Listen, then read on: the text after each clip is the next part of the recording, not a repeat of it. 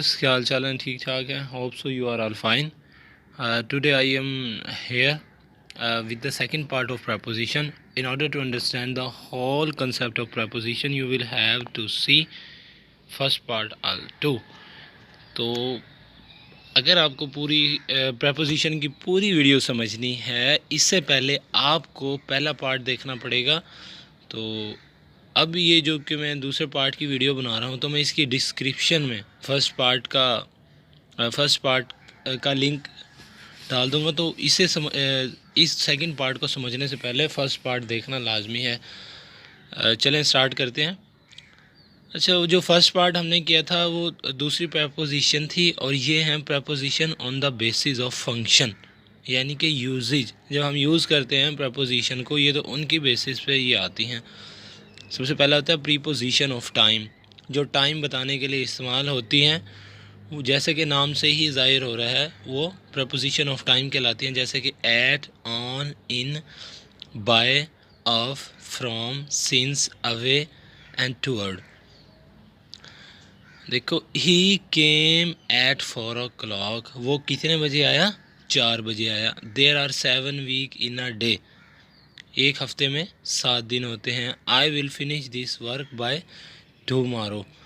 अब यहाँ पे बाय है जो, ये भी क्या है? प्रपोजिशन ऑफ टाइम है, यानी कि मैं कल को टाइम अपना काम है जो ख़त्म कर लूँगा.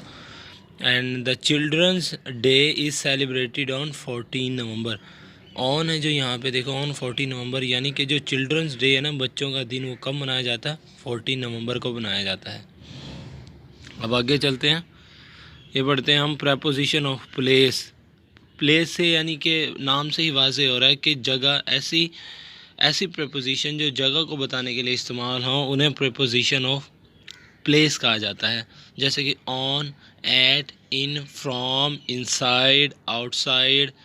इनसाइड का मतलब होता है अंदर, आउटसाइड का मतलब होता है बाहर, इन फ्रंट ऑफ का मतलब होता है सामने, बिटवीन होता है दरमियान में, बिहाइंड पीछे, अंडर नीचे. अच्छा, he puts his book on the table, उसने अपनी किताबें कहाँ रखी? ऑन द टेबल, यानी कि टेबल के ऊपर रखी है. वो जगह बता रहा है ना कि बुक्स कहाँ पे रखी है? ऑन द टेबल, यानी कि टेबल के ऊपर रखी है. And the gatekeeper sitting at the gate, जो गेट कीपर है वो कहाँ पे खड़ा है?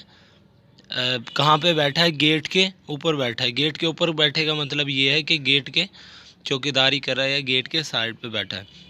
ही जम्प्ड फ्रॉम अ वॉल, उसने कहाँ से छलांग लगाई? वॉल से. अब देखो, जगह बता रहा है कि फ्रॉम का मतलब है कहाँ से, यानी से.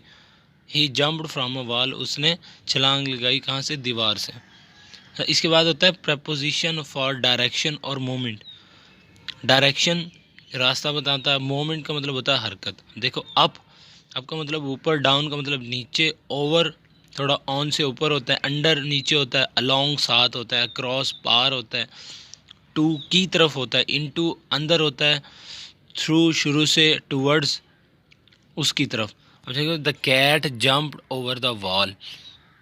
देखें, जो बिल्ली ने है ना, वो जंप लगाया कहाँ से? दीवार के ऊपर से. He went to the office, वो कहाँ गया? ऑफिस गया. टू है जो डायरेक्शन बता रहा है कि वो किसकी तरफ गया? ऑफिस की तरफ गया. He threw a ball into a river, उसने बॉल को फेंका, कहाँ फेंका? रिवर के अंदर, दरिया के अंदर फेंका. तो यहाँ पे इनटू भी डायरेक्शन है और टू भी डायरेक्शन है, और ही जंप ओवर द वॉल, ये भी क्या है? डायरेक्शन है. एंड अब है प्रपोजिशन फॉर एजेंट. एजेंट का मतलब है, प्रपोजिशन ऑफ एजेंट ऐसी प्रीपोजिशन होती हैं जो इस्तेमाल होती हैं इस एक्शन को बयान करने के लिए जो सब्जेक्ट के लिए किसी और ने किया हो. सब्जेक्ट पे क्या आता है? नाउन आता है या प्रोनाउन.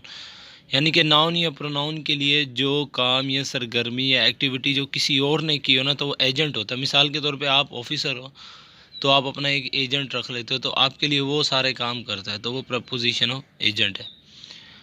अच्छा, ये ज़्यादातर यूज़ होती है पैसिवाइज सेंटेंस में. एक होता है एक्टिवाइज, एक होता है पैसिवाइज. पैसिवाइज में यूज़ होती है, उसमें बाय और विद लगता है. ठीक है, और इसकी एग्जांपल देखते हैं. The book was written by Shakespeare.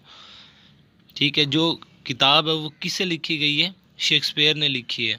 यानी वो किताब, देखो बाय यहाँ पे यूज़ है. The glass was filled with milk. The book was written by Shakespeare and the glass was filled with milk. अब देखे ना, गिलास किससे भरा हुआ है, मिल्क से भरा हुआ है। और बुक किसने लिखी है, शेक्सपियर ने लिखी है। यानी कि बुक यहाँ पे सब्जेक्ट है ना, लेकिन सब्जेक्ट का काम कोई और कर रहा है, यानी कि शेक्सपियर ने लिखी है। और गिलास यहाँ पे सब्जेक्ट है, लेकिन भरा किस चीज़ से हुआ, मिल्क से।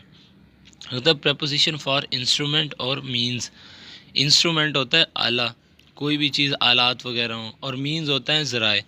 अच्छा, इसमें दो चीज़ होती हैं, बाय और विद। जैसे कि पिछले में भी यूज़ हुई हैं, वो एजेंट के तौर पे यूज़ हुई हैं, और यहाँ किसके तौर पे यूज़ हुई हैं, इंस्ट्रूमेंट और मीन्स।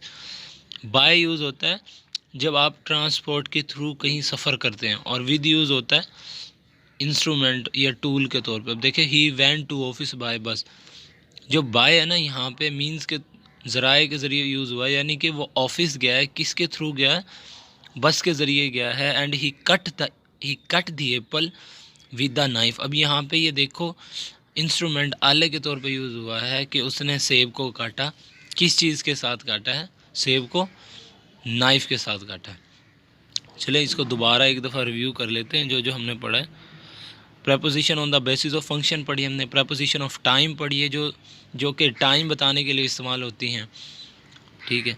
इसके बाद हमने पढ़ी है प्रीपोजिशन ऑफ प्लेस, जो कि जगह बताने के लिए इस्तेमाल होती हैं, यानी कि ऑन, कि कोई चीज़ कहाँ पे है, ऊपर है, नीचे है, अंदर है, बाहर है, दरमियान में है, पीछे है, ठीक है। फिर होता है प्रपोजिशन फॉर डायरेक्शन। डायरेक्शन और मोमेंट। डायरेक्शन और मोमेंट का मतलब है जो चीज़ें आपको डायरेक्शन बताती हैं, यानी कि रास्ता बताती हैं कि कहाँ जा रहा है, क्यों कहाँ जा रहा है। अब देखें ना, द कैट जम्प्ड, आपको कहता है कि बिल्ली ने छलांग लगाई, कहाँ से, दीवार के ऊपर से। वो कहाँ गया, ऑफिस गया, उसने बॉल फेंकी, कहाँ फेंकी, दरिए के अंदर फेंकी। तो डायरेक्शन और मूवमेंट बता रहा है आपको। और इसके बाद प्रपोजिशन ऑफ एजेंट भेजा हमने कहा। एजेंट वो प्रपोजिशन ऑफ एजेंट वो प्रपोजिशन होती हैं जिसमें सब्जेक्ट के लिए एक्टिविटी या काम कोई और करता है, और ये ज़्यादातर पैसिवाइज में यूज़ होती हैं। इसमें बाय और विद इस्तेमाल होता है। जैसे कि बुक यहाँ पे सब्जेक्ट है, किसने लिखी है, शेक्सपियर ने। और गिलास किससे भरा हुआ है, मिल्क से। और फिर लास्ट हमने पढ़ी प्रीपोजिशन फॉर इंस्ट्रूमेंट और मीन्स। इंस्ट्रूमेंट मीन्स के लिए बाय यूज़ होता है, बाय मीन्स ऑफ ट्रांसपोर्ट। जैसे कि he went the office by means, यानी किसके ज़रिए, बाय बस। वो किसके ज़रिए ऑफिस गया, बस के ज़रिए। And he cut the Apple with the knife. यहाँ पे ये क्या है, इंस्ट्रूमेंट आला यूज़ हुआ ना, कि उसने एप्पल काटा किससे, चाकू से। होप सो आपको वीडियो पसंद आई होगी। इंशाल्लाह थर्ड वीडियो भी मैं बनाऊँगा जल्द ही, तो आप इन दोनों को पहले देखिए, पहले फर्स्ट पार्ट देखिए, फिर सेकंड पार्ट। इंशाल्लाह आपको होल प्रपोजिशन समझ में आएगी। अल्लाह हाफिज़।